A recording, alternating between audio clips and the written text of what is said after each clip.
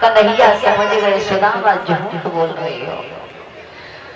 आज भगवान कन्हैया ने कहा चलो कोई बात नहीं, दोनों मित्र कन्हैया सुदामा इधर लेकर के जब आए, गुरुवैया ने कहा लाला कोई कष्ट तो नहीं हुआ, मुझे सारी रात नींद नहीं आई क्योंकि तूफान आ रहा था, बारिश हो रही थी। कन्हैया भैया हमें कोई परेशानी नहीं हुई, लेकिन हमें भूख ने सता दिया। भूख ने? अरे मैंने तो चने दिए थे सुदामा को, क्या उसने तुम्हें दिए नहीं? कन्हैया बोले भैया वो तो सुदामा ने चाही, जब मैंने उनसे कहा तो उन्होंने मुझसे झूठ बोल दिया। गुरु भैया ने कहा सुदामा तुमने ये अच्छा नहीं किया, हम तुम्हें श्राप देती हैं कि जाओ, तुमने कन्हैया के साथ धोखा किया है, झूठ बोला है, हम तुम्हें श्राप देते हैं कि तुम दरिद्र हो जाओगे।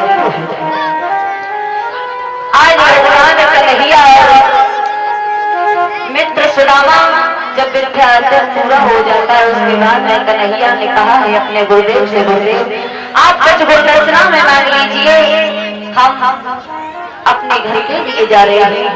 गुरुदेव ने कहा कन्हैया मैं तुमसे क्या मांगू, तुम्हारी मैया की जो मर्जी हो वो मांग सकती है। गुरु माता ने कहा कन्हैया अगर लेना चाहते हो तो समुद्र में डूब करके मेरा बेटा मर गया था, उसे वापस ला दीजिए। आज भगवान कन्हैया ने गुरु माता की इच्छा को पूरी किया है, उनके बेटे को लाकर के मिलाया है। उसके बाद भगवान कन्हैया और मित्र सुदामा चले हैं। भगवान कन्हैया द्वारका के लिए चले गए, सुदामा अपने घर चले गए। बताया जाता है कि सुदामा पर गुरु मैया ने श्राप दिया था, सुदामा पर गरीबी आ जाती। जब गरीबी आ जाती है तो सुदामा की एक पत्नी थी सुशीला, पतिव्रता नारी थी सुदामा, और सुशीला गरीबी को सहन करते हुए आज अपने घर में गुजारा करती।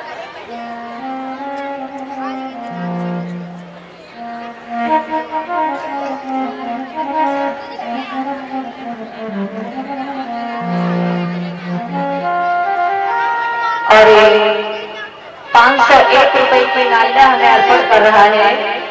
मेरा छोटा भाई है, ये संदीप मथुरा से आया हुआ है, और एक माल्या हमें अर्पण कर रहा है सनी, जो मेरी मौसी जी का लड़का है, नगला ग्राम से आए हुए हैं।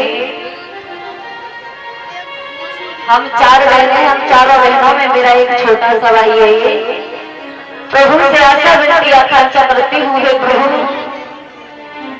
मेरे भैया को लंबी आयु दे, प्रभु हमेशा सद्बुद्धि प्रदान करे, धर्म क्षेत्र में आगे बढ़ाते रहे।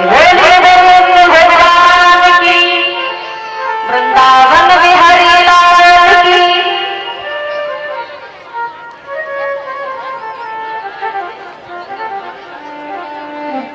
इधर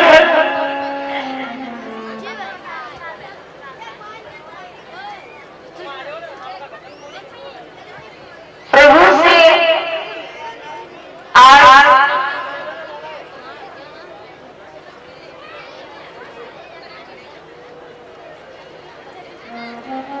आज भगवान कन्हैया तो द्वारिका में अब सुदामा अपने घर में अपनी पत्नी सुशीला के पास में रह रहे।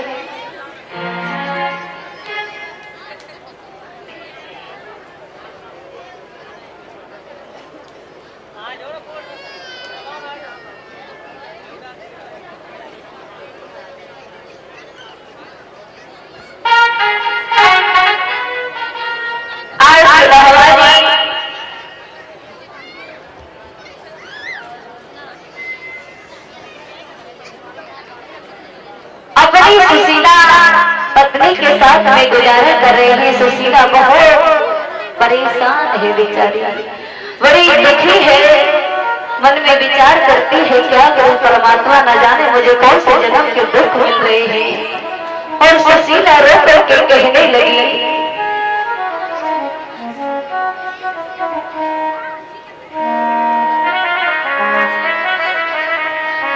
आज सुशीला बैठी आंगन में रो रही है परमात्मा, अरे राम ने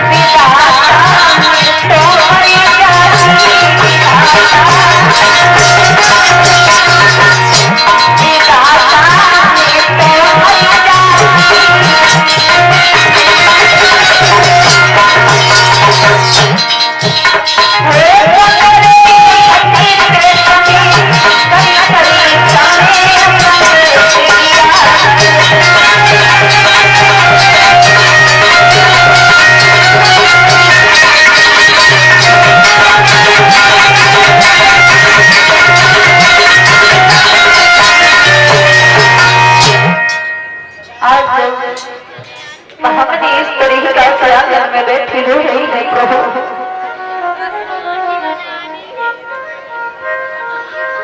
क्या करो, न जाने मैंने कौन से पाप किए हैं, पापों की सजा मुझे इस जन्म में मिल रही है। हे प्रभु, मैं तो ये सब कुछ सहन कर सकती हूँ, लेकिन मेरे ये छोटे छोटे बच्चे हैं, ये भूखे किस प्रकार रह पाएंगे कन्हैया।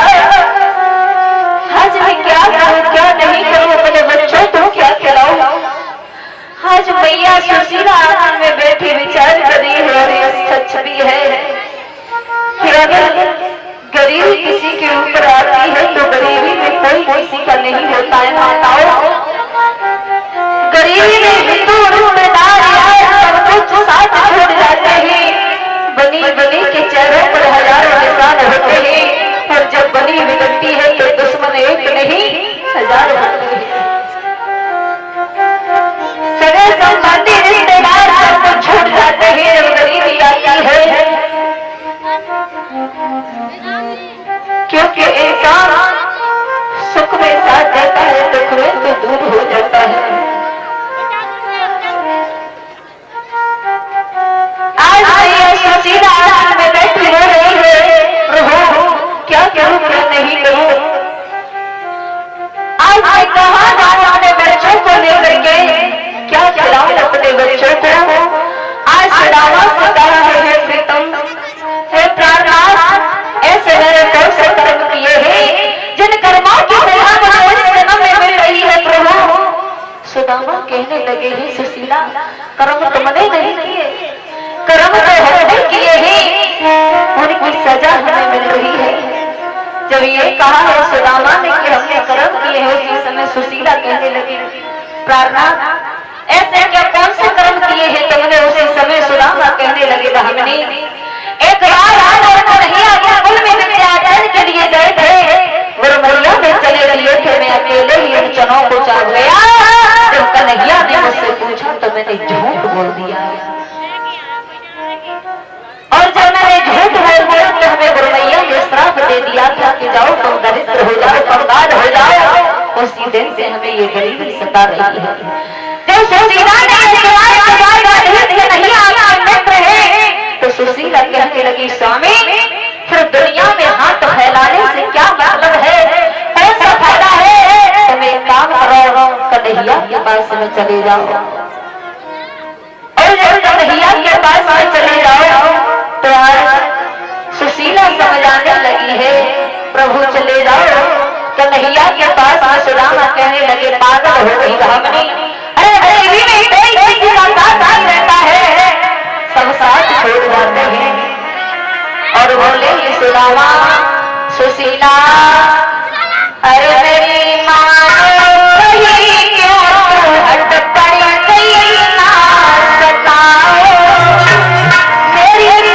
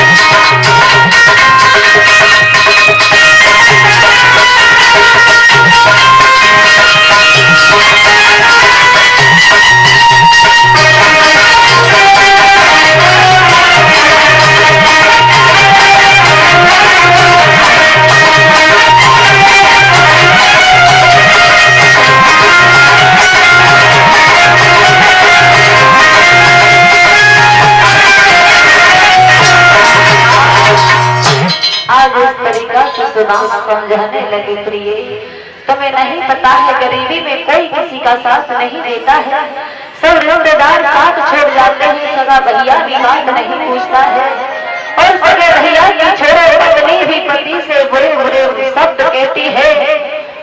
सुशीला क्यों पागल हो गई हो? अरे वो तो राजा है द्वारिका का, मुझे भला कैसे पहचानेगा कि मैं उसका मित्र सुदामा हूँ? सुशीला कहने लगी बात कुछ भी करिए लेकिन कन्हैया के पास जाओ। आज सुशीला हाथ पड़ जाती है, उसी समय सुदामा कहने लगे भाभी अगर हम जाएं तो जाएं कैसे? कन्हैया की बहन के लिए कुछ होना चाहिए। कहते हैं गुरु के यहाँ मित्र के यहाँ खाली हाथ नहीं जाना चाहिए, और भगवान की कथा में कभी खाली हाथ नहीं जाना चाहिए। सुशीला कुछ तो हो कन्हैया के लिए। आज सुशीला कहने लगी स्वामी चलो तैयारी करो और मैं अपनी पड़ोसन के घर से कुछ मांग कर के लाती हूँ।